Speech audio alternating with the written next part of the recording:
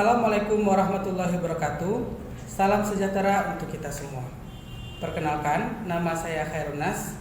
Saya adalah dosen dari program studi D3 Manajemen Informatika, Fakultas Teknologi Informasi, Universitas Catur Insan Cendekia. Pada kesempatan kali ini, izinkan saya menyampaikan pernyataan diri dosen dalam unjuk kerja Tridharma Perguruan Tinggi bidang pengajaran. Adapun tujuan dari pemaparan ini sebagai salah satu syarat untuk mengikuti sertifikasi dosen tahun 2023. Saat ini, saya mengajar mata kuliah Web Programming 2 dengan bobot pengajaran sebesar 1 SKS teori dan 2 SKS praktikum. Mata kuliah Web Programming 2 ini merupakan mata kuliah wajib bagi mahasiswa program studi Manajemen Informatika semester 4. Adapun tujuan dari mata kuliah ini adalah untuk membekali mahasiswa dengan pengetahuan, konsep dasar, dan keterampilan dalam mengembangkan aplikasi web menggunakan framework Codenator. Capaian pembelajaran mata kuliah Web Programming 2 ini terdiri dari: pertama, mahasiswa mampu memahami konsep Object Oriented Program dalam pengembangan aplikasi web menggunakan framework Codenator. Yang kedua, mahasiswa mampu menerapkan proses create, read, update, dan delete, serta penggabungan data dalam pengembangan aplikasi web menggunakan framework Codenator. Yang ketiga, mahasiswa mampu menerapkan proses user access dan authentication dalam pengembangan aplikasi web menggunakan framework Codenator. Yang keempat, mahasiswa mampu melakukan proses searching data dalam pengembangan aplikasi web menggunakan framework Codenator. Dan yang kelima, mahasiswa mampu menerapkan proses reporting data dan visualisasi data dalam pengembangan aplikasi web menggunakan framework Codenator. Maka dari itu, adapun materi pembelajaran yang akan disampaikan pada mata kuliah Web Programming 2 ini terdiri dari: pertama, konsep Object Oriented Programming menggunakan framework Codenator. Yang kedua, instalasi framework, konfigurasi, dan desain template web menggunakan framework Codenator. Yang ketiga, proses create, read, update, dan delete pada pengembangan aplikasi web menggunakan framework Codenator. Yang keempat, proses join table atau penggabungan data dalam pengembangan aplikasi web menggunakan framework Codenator. Yang kelima, proses user access dan authentication. Yang keenam, proses searching data menggunakan framework Codenator. Yang ketujuh, proses reporting data dan visualisasi data dalam pengembangan aplikasi web menggunakan framework Codenator. Sistem pembelajaran pada mata kuliah Web Programming 2 ini dilakukan secara sinkronus dalam bentuk praktikum di Laboratorium Computer Application Development pada Fakultas Teknologi Informasi Universitas Catur Insan Cendekia. Secara asinkronus, saya menyampaikan materi melalui video tutorial yang saya bagikan melalui YouTube channel saya kepada mahasiswa, sehingga mahasiswa juga dapat belajar secara mandiri di rumah mereka melalui video tutorial yang saya bagikan. Selain dari itu, saya juga menggunakan LMS MyUCIC untuk membagikan materi pembelajaran kepada mahasiswa berupa mode praktikum, serta membagikan tugas mandiri maupun tugas kelompok, serta juga membagikan absensi kehadiran mahasiswa. Sehingga dengan penggunaan LMS MyUCIC ini dapat mengoptimalkan dan dapat membuka akses secara real time kepada mahasiswa dalam mengakses materi pembelajaran, soal-soal tugas mandiri maupun kelompok, serta melakukan absensi perkuliahan pada saat pertemuan di kelas. LMS MyUCIC ini juga menjadi wadah diskusi bagi mahasiswa dan mahasiswa lainnya serta mahasiswa dengan dosen untuk membahas materi pembelajaran maupun tentang perkuliahan. Selain dari itu, saya juga menggunakan grup WhatsApp untuk membagikan informasi-informasi penting mengenai pelaksanaan perkuliahan di setiap pertemuannya. Pada mata kuliah Web Programming 2 ini, saya menggunakan dua metode pembelajaran. Pertama yaitu metode ceramah untuk menyampaikan materi berupa teori, dan metode demonstrasi atau simulasi untuk menyampaikan materi praktikum yang dilaksanakan di laboratorium komputer. Untuk praktikum sendiri, saya sudah menerapkan problem based learning di mana demonstrasi yang saya sampaikan kepada mahasiswa sudah mengarah kepada studi kasus atau kasus-kasus nyata yang ada di lapangan. Selain dari itu, saya juga menerapkan small group discussion kepada mahasiswa untuk mahasiswa secara berkelompok dapat menerapkan materi yang mereka dapatkan di kelas, lalu mereka terapkan menjadi suatu proyek, dari mana proyek itu mengangkat studi kasus yang ada di UMKM, industri maupun koperasi. Nah, dan di akhir diskusi tersebut mereka presentasikan sebagai nilai akhir mereka. Sistem penilaian yang saya terapkan pada mata kuliah Web Programming 2 ini meliputi beberapa indikator. Pertama yaitu indikator penilaian sikap yang terdiri dari absensi dan keaktifan mahasiswa. Keaktifan mahasiswa saya nilai berdasarkan kemampuan mahasiswa dalam memberikan solusi untuk mengatasi error yang terjadi pada program mereka. Indikator ini memiliki bobot penilaian sebesar 10%. Untuk indikator yang kedua yaitu indikator penilaian penugasan yang saya bagi menjadi dua, yaitu penugasan mandiri yang dilaksanakan setiap pertemuannya dan penugasan kelompok yang dilaksanakan 2 kali dalam 1 semester, yaitu 1 semester sebelum UTS dan 1 semester sebelum UAS. Dan selanjutnya untuk indikator penilaian ini saya beri bobot penilaian sebesar 30%. Untuk indikator penilaian ketiga yaitu penilaian UTS, di mana pada saat UTS saya memberikan soal berupa studi kasus dan mahasiswa diminta untuk membuat satu aplikasi berdasarkan studi kasus tersebut. Adapun bobot penilaian pada UTS ini yaitu sebesar 20%. Dan indikator yang terakhir yaitu penilaian UAS. Pada penilaian UAS ini, saya memberikan tugas kepada mahasiswa secara berkelompok untuk membuat suatu proyek aplikasi dengan mengangkat studi kasus yang ada atau terjadi di lapangan, sehingga aplikasi atau proyek yang mereka ciptakan dapat membantu permasalahan yang terjadi di lapangan tersebut. Adapun bobot penilaian pada indikator UAS ini yaitu sebesar 40%. Berikut ini adalah cuplikan proses pembelajaran yang saya laksanakan pada mata kuliah Web Programming 2 ini. Selamat menyaksikan. Assalamualaikum warahmatullahi wabarakatuh. Oke, selamat pagi semuanya. Oke, sehat semua ya. Ya. Nah, baik, kita akan bertemu kembali di pertemuan ke-13 untuk di mata kuliah Web Programming 2.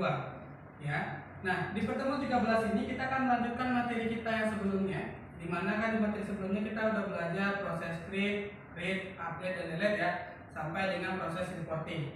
Nah, untuk materi hari ini, ya pertemuan 13 ini kita akan belajar mengenai visualisasi data. Oke. Nah, sebelum kita masuk ke visualisasi data, ada beberapa materi pembelajaran yang akan kita pelajari pada hari ini, yaitu pertama, bagaimana pengenalan visualisasi data tersebut, ya. Lalu yang kedua, media visualisasi data, yaitu dalam bentuk tabel ataupun grafik, ya, atau diagram. Nah, untuk bentuk tabel ini kita udah belajar sebelumnya ya, karena ketika kita membuat proses create, update, dan delete, kita visualisasinya bentuk tabel, ya. Nah, dalam bentuk tabel ini nanti kita akan pindahkan atau kita implementasikan ke dalam bentuk diagram nantinya. Oke. Lalu yang ketiga, bagaimana bentuk implementasi visualisasi data dalam bentuk bisnis. Dan yang keempat, kita akan belajar tools yang pada umumnya digunakan dalam visualisasi data. Dan yang kelima, kita akan belajar visualisasi data dalam pemrograman web menggunakan framework coordinator. Oke. Sebelum kita masuk ke materi pembelajaran, ya, sebagai pengenalan tentang visualisasi data, saya ingin kalian menonton video berikut ini. Oke. Silakan kalian perhatikan. Kita sudah tahu pentingnya data, tapi apakah benar data itu lebih baik? Bayangkan kamu sudah tidak makan selama 2 hari, dan kamu diperlihatkan 2 pertanyaan. Mana yang menurut kamu lebih menarik? Terbalik kiri, tentu saja gambar ikan. Mari kita ganti kedua gambar tersebut dengan data. Di sebelah kiri adalah sebuah tabel data dengan 268 baris. Sementara grafik di kanan adalah hasil visualisasi tabel tersebut. Setiap titik pada grafik mewakilkan satu kelurahan pada masing-masing kabupaten. Sekarang kamu diminta untuk mencari tahu kabupaten mana di DKI Jakarta yang memiliki kepadatan penduduk tertinggi. Data mana yang akan kamu analisis untuk mendapatkan jawaban tersebut? Jika kamu meminta tabel data di sebelah kiri, kamu harus menyortir dulu data tersebut dan menganalisis setiap kabupaten secara manual. Kemudian membandingkannya dengan kepadatan penduduk kabupaten lain. Sedangkan jika kamu menggunakan grafik di kanan, kamu bisa langsung membandingkan setiap kabupaten dan mengetahui bahwa Jakarta Barat dan Jakarta Pusat memiliki kelurahan yang sangat padat penduduknya dibandingkan dengan kabupaten lainnya. Kita juga bisa mengganti visual grafik tadi menjadi bentuk yang berbeda untuk lebih meyakinkan kesimpulan kita. Inilah pentingnya visualisasi data. Karena data yang disajikan dalam bentuk grafik jauh lebih menarik dan lebih mudah dimengerti, sehingga kita dapat membuat kesimpulan dan keputusan yang lebih tepat. Oke, ya. Jadi video tadi adalah pengenalan mengapa pentingnya visualisasi data. Oke, sekarang saya mau tanya, ya, menurut pendapat kalian, ya. Jadi menurut kalian kenapa kita penting untuk memvisualisasi data? Oke, silakan kalian bisa menjawab. Oke, silakan. Untuk mempermudah saat kita mengambil data, jadi data itu bukan slide. Oke, jadi supaya data tadi itu yang awalnya tadi berantakan ya bisa kita urutkan dengan mudah ya. Oke, ada lagi? Kenapa kita penting visualisasi data? Oke, sekarang boleh. Oke, Abah, kenapa kita penting visualisasi data kalau berdasarkan video tadi? Supaya nggak berantakan datanya. Supaya nggak berantakan datanya ya. Iya. Oke, jadi sederhananya ya visualisasi data itu untuk kita memudah membaca suatu data. Kalau kalian perhatikan tabel tadi, dia kan banyak datanya ya. Nah, kalau kita baca satu persatu data tersebut, ya kita akan butuh waktu yang lama. Misalkan contoh tadi kayak kita pengen tahu berapa jumlah penduduk ya di kota DKI Jakarta. Nah, ada banyak datanya tuh di setiap kecamatannya. Nah, nggak mungkin kita harus membaca data satu persatu. Itu akan membutuhkan waktu yang lama. Nah, maka dengan kita melakukan visualisasi data, satu kali lihat, ya, kita bisa mengetahui mana data yang tertinggi.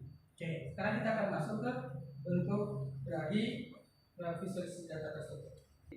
Visualisasi data itu dapat dikatakan adalah suatu cara untuk mengkomunikasikan sebuah informasi atau data, ya, ke dalam bentuk visual seperti diagram, grafik, atau representasi visual lainnya.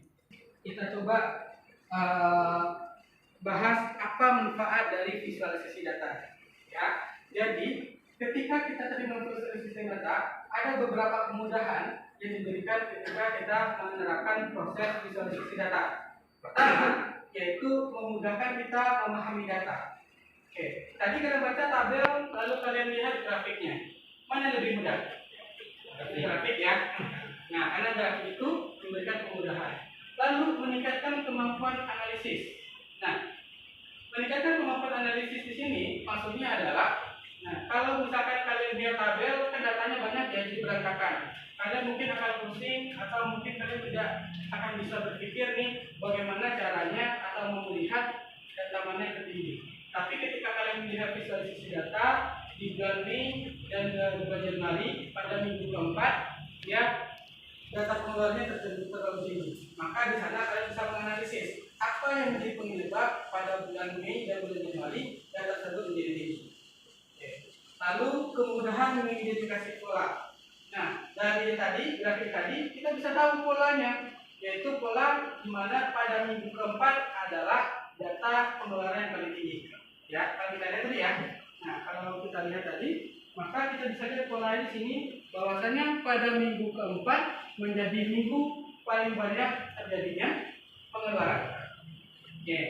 Nah, terus yang terakhir yaitu memudahkan dalam pengambilan keputusan. Ya. Nah, kenapa kita mudah mengambil keputusan? Karena kalau kita melihat visualisasi data secara langsung, kita dapat menganalisis secara langsung dan menemukan polanya, maka memberikan kemudahan kita untuk memberikan keputusan. Oh, berarti keputusannya seperti apa? Ya, bahwasanya nanti untuk di minggu keempat kita bisa menekan pengeluaran kita. Misalkan seperti itu keputusannya. Oke, bisa dipahami ya tentang manfaat dari visualisasi data ini. Oke. Sekarang kita akan lanjut ke materi kita berikutnya, yaitu media visualisasi data. Media visualisasi data, ya, kita bisa mengetahui apa-apa saja bentuk dari visualisasi data. Nah, di awal tadi saya sudah jelaskan bahwasannya untuk visualisasi data itu ada dua, yaitu adalah bentuk tabel yang biasanya juga kita pelajari ya, dan kedua yaitu bentuknya diagram. Oke, sepengetahuan kalian, ya, kalian yang tahunya diagram apa aja? Diagram rata, terus diagram garis, terus diagram apa lagi? Diagram apa tuh? Bulat, diagram bulat, bulat lingkaran itu ya. Oke, nah jadi pada umumnya memang rata-rata diagram yang digunakan itu ada tiga, yaitu ada diagram batang, lalu kedua diagram garis, dan diagram lingkaran. Nah, tiga diagram ini memiliki fungsi yang berbeda-beda. Kita masuk ke diagram batang. Nah, diagram batang ya, dia berfungsi untuk menunjukkan perbandingan angka pada kategori tertentu. Jadi, ya, diagram batang itu memiliki fungsi sebagai diagram pembanding ya antara kategori A dengan kategori B misalkan. Nah, kalau misalkan kita lihat nih, ya, kita bisa mengetahui ya untuk di bulan Januari dan di bulan Februari. Nah, pasti ada perbedaan di antaranya. Nah, begitupun dengan di bulan Maret, pasti juga ada perbedaannya. Maka diagram batang bisa dibilang adalah diagram pembanding yang membandingkan antara A, B, dan C sampai seterusnya. Oke, ya. Nah, jadi kalau misalkan kalian lihat nih, kalau kalian melakukan analisa pada diagram batang ini, ya, antara bulan Januari dan bulan Februari dan bulan Maret, apa yang bisa kalian ambil kesimpulannya? Oke, Aurel, apa yang kira-kira bisa diambil kesimpulan dari bulan Januari, Februari, dan Maret?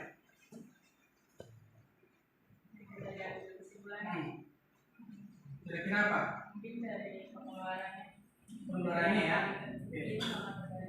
Nah, jadi pengeluaran tertinggi yaitu pada bulan Januari. Oke, dibandingkan dengan bulan Februari dan bulan Maret. Oke, ya. Jadi ini sebagai diagram pembanding. Nah, oke, itu diagram batang. Sekarang kita akan lihat diagram garis. Ya. Nah, misalkan nih kita punya beberapa data, yaitu dari bulan Januari sampai bulan Desember. Nah, setiap bulan dia memiliki data. Itu misalkan kita anggap ini data penjualannya juga. Nah, di data penjualannya ini, ya, kita akan ubah ke dalam bentuk grafik. Nah, kalau kita ubah dalam bentuk grafik yang tabel tadi, nah sekarang kita akan lihat bentuknya menjadi seperti ini. Nah, menurut kalian, apa fungsi dari diagram garis ini? Oke, bisa jelaskan apa fungsinya? Kalau menurut kalian? Kalau tadi kan grafik batang untuk membandingkan ya. Kalau grafik garis untuk mengidentifikasi tentang naik atau turunnya suatu. Oke, naik atau turunnya satu kategorinya ya, bagiannya. Jadi intinya di sini grafik garis itu adalah untuk mengetahui tren, ya, tren dari suatu data. Nah, sebagai contoh, untuk di bulan Januari penjualannya 150, terus di bulan Februari turun nih jadi 130, di bulan Maret naik lagi jadi 180. Jadi grafik garis ini untuk menggambarkan tren, ya, naik atau turunnya satu data. Oke, jadi itu fungsinya. Nah, apakah ini bisa digunakan untuk grafik batang? Bisa aja, tapi artinya sudah berbeda lagi. Ya, jadi di sini itu tidak menggambarkan kenaikan atau penurunan lagi, tapi untuk membandingkan. Ya, oke. Lanjut. Sekarang kita akan masuk ke diagram lingkaran. Nah, diagram lingkaran ya merupakan diagram yang memiliki irisan dengan porsi tertentu. Ya, yang diimplementasikan ke dalam bentuk persentase data nilai atau kuantitas. Nah, kalau diagram batang tadi kan dia naik itu ya, biasanya kan bentuknya angka ya. Kalau grafik garis naik turun. Kalau diagram lingkaran berarti otomatis dia lingkaran. Ya artinya dia 100% karena bulat dia 100%. Nah, diagram lingkaran ini sebenarnya memiliki fungsi yang sama dengan diagram batang, yaitu sebagai perbandingan. Ya, di mana dia dapat membandingkan data A, data B, dan data C. Nah, di sini kita ada 4 data, yaitu sepak bola, basket, bulu tangkis, dan lainnya. Di sini dia juga memiliki data-datanya. Nah, dari data berikut ini, jika kita ubah dia ke dalam bentuk lingkaran garis, maka kita bisa lihat bahwasanya di sana kita akan ketemu ya nilai pembandingnya. Nah, di mana untuk sepak bola berisi 48%. Ya, sedangkan untuk bulu tangkis itu sebesar 14% dan basket 8,6%. Nah, jadi kalau diagram lingkaran ini ya dia sebagai pembanding tapi dikategorikan dalam lingkaran, yaitu kita ubah dalam bentuk persentase dianya. Ya beda dengan di grafik batang. Kalau grafik batang dia berdasarkan nilai datanya. Nah, kalau ini berdasarkan persentase datanya. Oke, sampai sini paham ya tentang visualisasi data. Sekarang kita akan masuk ke implementasi visualisasi data. Ya, oke. Implementasi visualisasi data pertama ada bentuknya scorecard. Nah, scorecard ini ya kalau kita lihat di sini ya dia berfokus kepada sebuah jenis data yang spesifik yang terdiri dari satu bentuk visualisasi data aja. Nah, contoh seperti ini ya. Lalu yang kedua ada namanya dashboard. Kalau dashboard ini terdiri dari banyak grafik. Nah, ada bentuk grafik batang, ada grafik garis, ataupun nanti mereka mengintroduksi dalam bentuk grafik lingkaran. Oke, lanjut. Ada bentuknya report, ya reporting. Nah, minggu kemarin kita ada belajar report ya, tapi bentuk reportnya kan hanya dalam bentuk tabel saja, ya, tidak ada dalam bentuk grafik. Nah, grafik ini ya bisa kita bikin ke dalam bentuk reporting. Nah, tujuannya nanti adalah untuk sebagai analisis data dalam pengambilan keputusan nantinya. Oke, sekarang saya minta kalian buka proyek kalian yang kemarin, ya. Proyek kemarin itu kita akan coba ubah ke dalam bentuk grafik.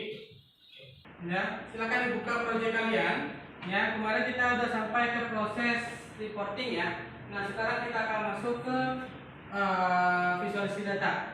Nah, untuk dalam pemrograman web ini menggunakan framework CI, kita sudah disediakan library untuk melakukan visualisasi data.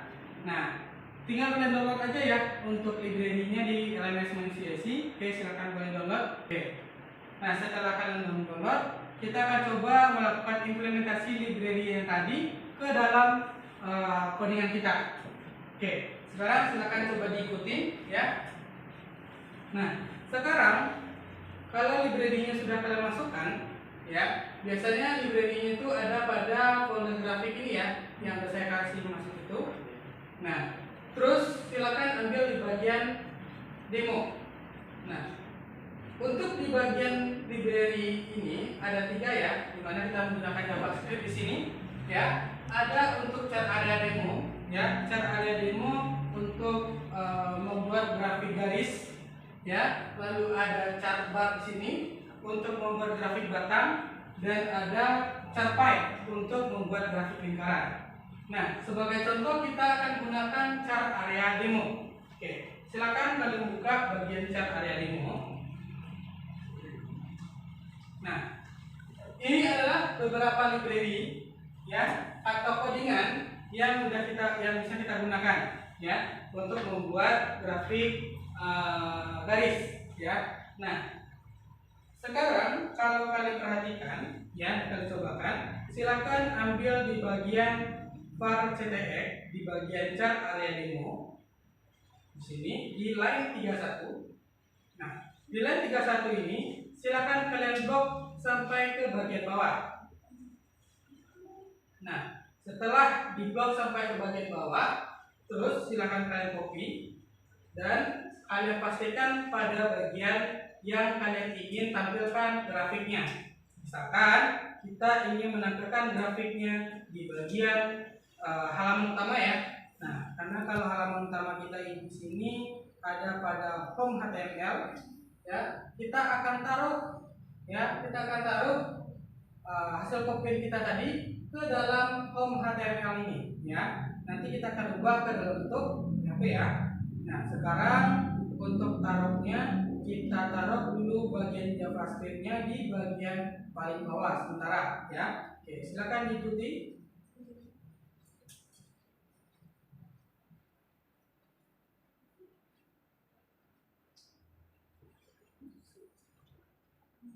Oke, kita akan menggunakan script buka dan script tutup.